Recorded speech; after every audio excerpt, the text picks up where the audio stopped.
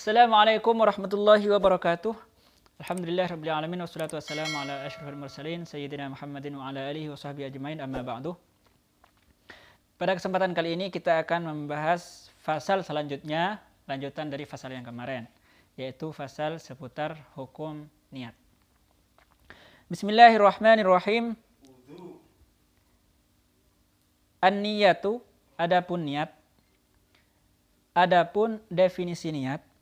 Qasdus syai'i, yaitu menghendaki sesuatu, muqtaronan yang bersamaan atau muqtarinan bi fi'lihi dengan pekerjaannya.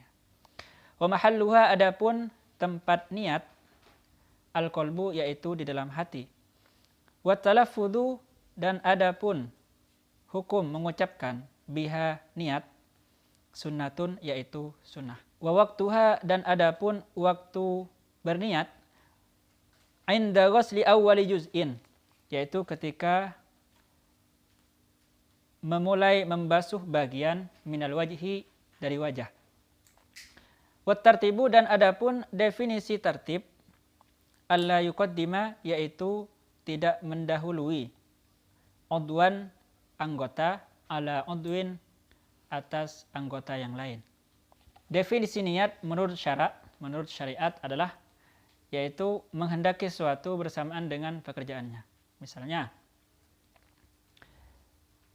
nawaitul wudu'a li raf'il hadatsil asghari fardhan lillahi ta'ala. Nawaitu. Jadi pertama kali kita menghendaki wudu itu sendiri bersamaan dengan membasuh wajah, itulah yang disebut dengan niat, yaitu qasdus syai'i muqtaronan bi fi'lihi. Berniat menghendaki sesuatu bersamaan dengan pekerjaannya. Sambil niat, sambil membasuh muka. Itu yang disebut niat. Apabila lebih lambat, ya, niatnya dulu, dia berkeinginan tapi tidak bersamaan dengan pekerjaannya, maka ini disebut dengan azam. Disebut dengan keinginan saja, ya, bukan niat secara syariat. Misalnya, saya besok pengen sholat sunnah. Maka keinginan dia untuk sholat sunnah dengan sholat sunnahnya tidak bersamaan, maka ini enggak disebut dengan niat. Sebab niat itu harus berkeinginan sekaligus bersamaan dengan pekerjaannya. Wa mahalluha al-qalbu, adapun posisi niat adalah di dalam hati. Jadi tidak berpengaruh mau sampean mengucapkan nawaitu al-wudu'a li raf'il hadatsil asghari fardhan lillahi ta'ala, itu tidak berpengaruh.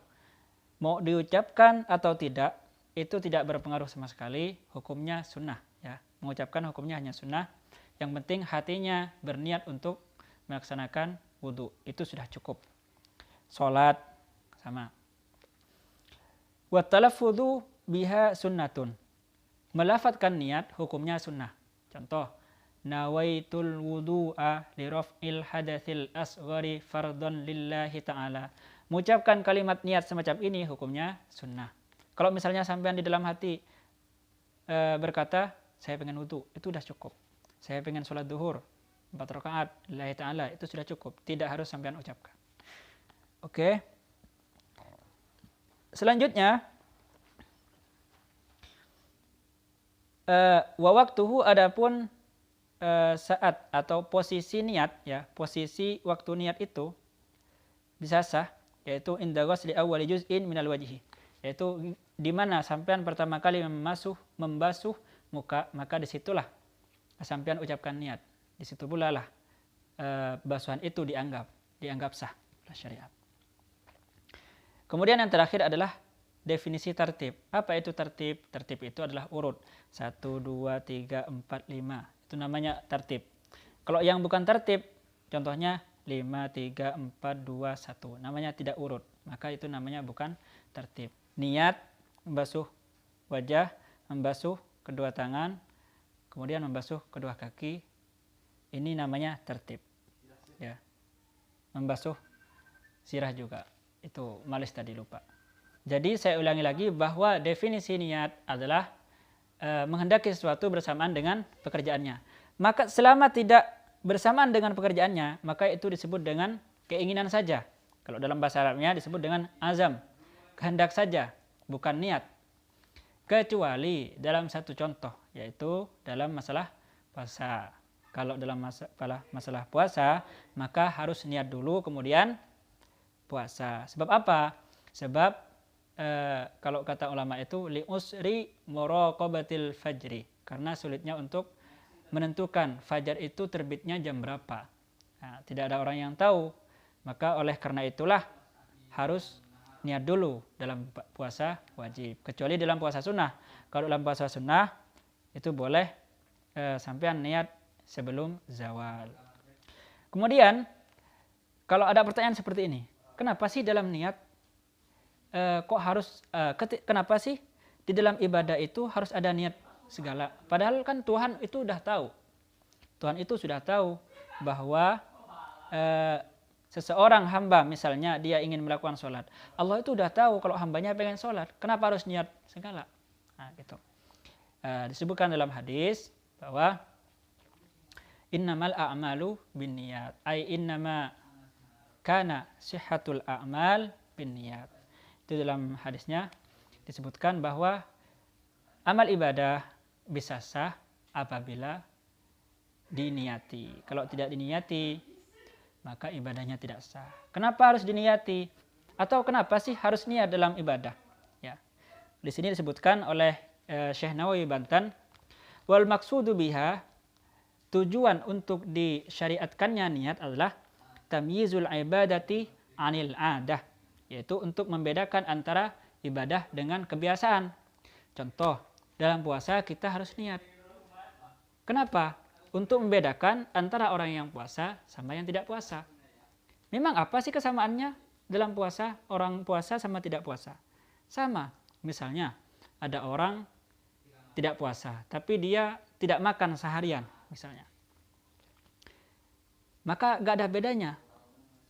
Secara zahir ya, secara kasat mata, antara orang yang puasa dan yang tidak puasa itu sama-sama tidak makan selama satu hari. Oleh karena itu, biar tidak ada kesamaan, disyariatkanlah niat. Begitu pula dalam masalah wudu. Banyak sekali orang yang raup ya. Banyak orang yang raup, tapi dia tidak niat wudu. Misalnya karena musim panas banget, akhirnya dia raup. Kedua tangannya dibasuh, kedua kakinya dibasuh, kupingnya dibasuh, terus rambutnya, kemudian mukanya maka ini nggak ada bedanya dengan wudu.